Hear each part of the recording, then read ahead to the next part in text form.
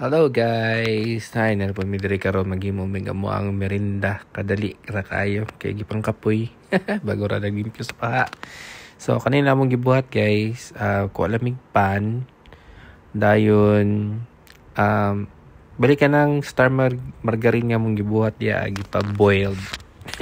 Giboil na mo na kay gikan siya sa freezer. Ay, ref di ay. Sa ref di ay kay naggahe. So, mo na mong gibuhat ng kualaming bread. Then, among gipahid-pahid sa bread. Then, after butang sa bread, gibutangan po na mo og kining Eden cheese.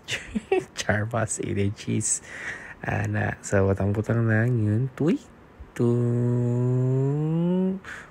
Sorry na kay guys ha. Walay gloves kay kami rami mga una-ana, no? So, muna na yung butang-butang. Ang nagbutang di kabalo na lang gihiwa da so ibutang na siya diya sa amo ang butanganan sa tawag so ibutang na yun siya sa microwave oven and i-heat nang siya for 6 minutes para mag-loads. Napagi nabilin ang amo ang cheese sticks nga sa linya hapon amo ra pong giinit sa microwave kaya amo pong kaunon so pasensya lang kay gisa dayon kay mga kaldero di atong kay gikin na namin na siya sa baba nga drawer so amo siyang ipangsakat taran di atong pagbaha. Ayan nabagi maskulado nag-reflect sa microwave.